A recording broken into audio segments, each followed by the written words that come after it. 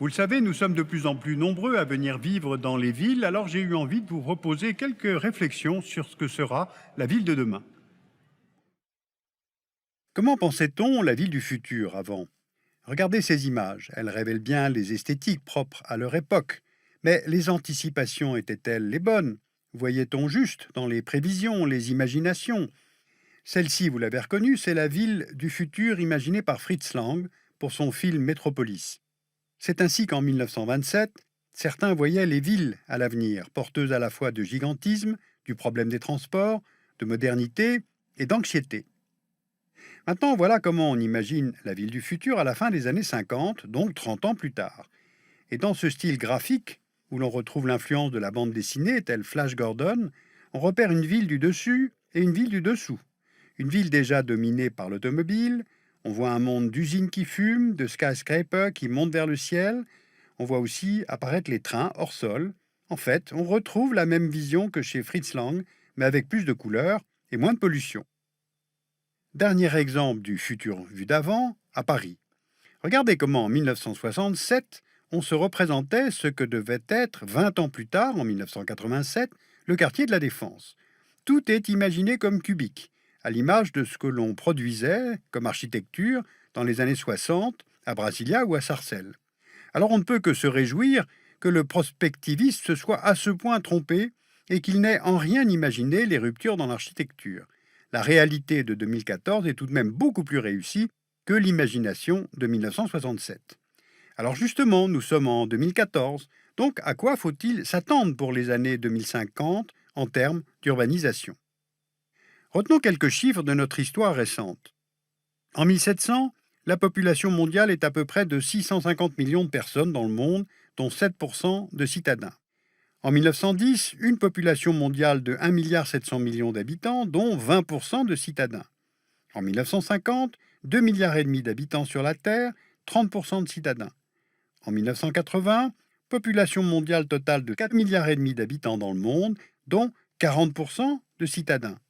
Enfin, 30 ans plus tard, en 2013, 7 milliards d'habitants dans le monde et 3,5 milliards de citadins, soit plus de 50% de la population mondiale. Or, le mouvement va se poursuivre. En 2050, on sera 65% de la population mondiale à vivre en ville. Sauf que cette progression n'est pas générale. Sur 100 ans, entre 1950 et 2050, regardez où s'opèrent les grandes croissances urbaines dans le monde. Bien, maintenant recommençons. On voit bien que cette progression, surtout depuis une vingtaine d'années, concerne particulièrement les pays émergents. Ce ne sont plus les villes du Nord qui grossissent, mais les villes du Sud. Maintenant, troisième élément à retenir, la multiplication des villes géantes de plus de 10 millions d'habitants. En 1950, il y en avait deux, New York et Tokyo. En 2011, il y en avait 23, dont 5 seulement au nord. En 2025, il y en aura 37, et la très grande majorité d'entre elles sera au sud. Là encore, le constat est le même, l'essentiel de la croissance des mégacités se fera dans les villes d'Asie et les villes d'Amérique latine. Ces mégavilles sont tout à la fois machines à échanger, à brasser, à innovation et brevets, les lieux pour installer les sièges des multinationales. Elles donnent plus facilement accès à la connaissance, elles élargissent les opportunités d'emploi. Leur productivité est plus élevée en moyenne que dans le reste du pays, et certaines ont même un PIB équivalent à un État.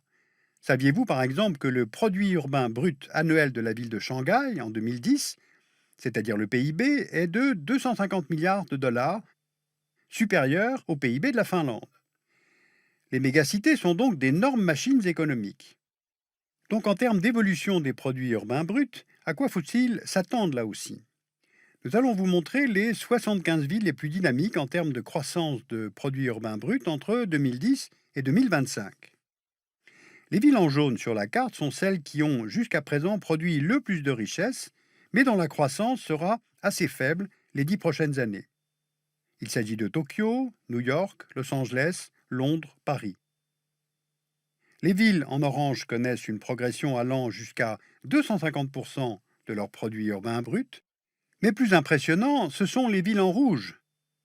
Sur les côtes chinoises, la croissance du PUB pourrait atteindre 400%, Et à l'intérieur du pays, ce chiffre pourrait dépasser les 400%.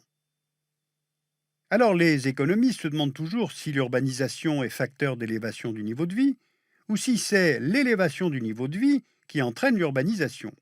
En tout cas, il y a corrélation entre les deux, et de plus, il y a synergie entre ville et mondialisation, qu'on en juge maintenant par les réseaux. Sur notre carte des 75 villes les plus dynamiques en 2025, on applique le réseau mondial actuel des câbles sous-marins. Tout part des villes, et des villes portuaires, et tout arrive dans les villes. Ce sont les câbles qui permettent les transferts de communication et de données. Et à partir de cette carte des câbles, on peut même ajouter la représentation des flux Internet aujourd'hui, illustrant les relations économiques intercités et inter-États. Mais avant ces réseaux virtuels, il y a les réseaux réels, car ces villes sont les portes ouvertes pour les circulations des hommes et des marchandises, et pas seulement celles des données. Prenons les villes aéroports. Voici les 30 villes qui regroupent les 30 plus grands aéroports mondiaux. Là se superposent tout à la fois le plus d'arrivées internationales et le plus grand nombre de passagers nationaux. C'est le cas pour Londres, Paris, New York, Hong Kong, Singapour, Bangkok. Ce sont des plateformes aéroportuaires pour les affaires, mais aussi pour les touristes. Les États-Unis placent 12 de leurs aéroports parmi les 30 premiers mondiaux, et la première place revient à l'aéroport d'Atlanta. Mais Atlanta est avant tout un hub aéroportuaire national, incontournable aux États-Unis. Le deuxième aéroport mondial en termes de fréquentation est désormais Pékin. Mais en fait, comme Atlanta pour les Américains, Pékin est avant tout utilisé par les Chinois. Et d'ailleurs, les bons résultats de fréquentation des aéroports de Hong Kong et de Macao s'expliquent par le fait que les visiteurs venant de Chine sont comptabilisés. Et maintenant, les aéroports continuent de se multiplier en Chine ou de se rénover. La compétition est donc très grande entre régions urbaines. Compétition par le nombre d'habitants, compétition économique, compétition en termes d'image pour l'attraction touristique. Or, cette compétition multiforme se joue maintenant sur d'autres tableaux. Car la ville du futur, ce n'est plus le nombre d'habitants qui fait poids, qui fait la masse, tel New York, Londres, Tokyo, ni la course à la première place au palmarès économique mondial. Car l'autre phase de la ville, le prix à payer, c'est la pollution. Regardez ce planisphère édité par l'Organisation mondiale de la santé. Il positionne par ville le niveau de concentration de particules fines en microgrammes par mètre cube. En vert, un niveau inférieur ou égal à la norme fixée par l'OMS, donc des villes plutôt propres. En jaune, orange, rouge, celles dont le niveau dépasse ces normes, avec des temps de transport interminables, l'air au sens propre du terme irrespirable du fait du niveau de la pollution. Car on le sait, il y a un lien direct entre dynamisme économique et émission de particules fines dangereuses pour les poumons. De nombreux facteurs jouent, utilisation des centrales à charbon, véhicules privés ou publics circulant au diesel, et dès lors, la démonstration se ferme comme une boucle. Suivez le raisonnement. Au moins une personne sur deux vit en ville dans le monde. Ensuite, l'essentiel de la production de richesse vient des agglomérations urbaines. Troisièmement, cette production s'appuie sur les énergies fossiles pour le chauffage et les transports. Et les émissions produites agressent la santé des gens qui y vivent, soit des centaines de millions de personnes à travers le monde. Et le coût global en termes de santé publique est considérable. Donc les villes sont en première ligne pour la transition énergétique. Cette transition impose de sortir des énergies carbonées, sortir de la surdensité automobile en termes de transport individuel, et enfin sortir du produit urbain brut en croissance à tout prix et quel que soit le prix. Aujourd'hui, il y a prise en compte de la vivabilité de la ville par l'intelligence de celle-ci. Je voudrais donc terminer par un exemple positif de fonctionnement dans le futur pour une ville actuelle. L'aire urbaine de Grenoble compte environ 700 000 habitants. Et par sa position géographique, en France, elle est un nœud transit entre le nord et le sud de l'Europe. Et par ailleurs, elle étouffe, car elle est enserrée en cuvette, au croisement de trois massifs, celui de la Chartreuse, celui de Beldonne et celui du Vercors. Alors le groupe Eiffage, par son laboratoire de recherche, Phosphore, a conçu un mode de transport urbain, le modulaire.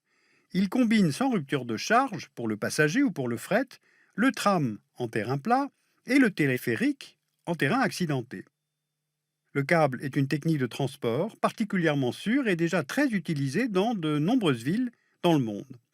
Alors on retrouve curieusement le même paysage urbain que celui imaginé dans les années 50, mais il est plus propre, moins de voitures, plus de transports collectifs et une nature qui revient, pas seulement pour faire vendre, mais aussi pour arriver à vivre en ville. Ce qu'il y a d'intéressant dans ce projet à Grenoble, c'est qu'on voit bien que les ingénieurs et les urbanistes cherchent à penser les ruptures plutôt que penser seulement les continuités. Plusieurs villes mondiales sont déjà en réinvention. New York, Los Angeles, Paris, qui sort progressivement du tout automobile, et même Séoul, qui a transformé une immense autoroute urbaine intérieure en zone cyclable, piétonne, arborée, qui traverse toute la capitale de la Corée du Sud. En fait, les villes sont beaucoup plus volontaristes et concrètes que les États en matière de lutte contre le changement climatique. D'abord parce qu'elles sont en première ligne face à ce qu'on appelle la transition énergétique, et puis peut-être aussi parce que ce serait la bonne échelle pour piloter les innovations et les changements. Je vous conseille de lire deux livres de Jean Hedgens, Les villes au secours de l'État chez FIP Éditions, et puis Ces villes qui inventent l'urbanisme du XXIe siècle aux éditions de l'Aube, et puis la nouvelle revue de géopolitique qui consacre en 2014 tout un dossier à La guerre des villes a déjà commencé.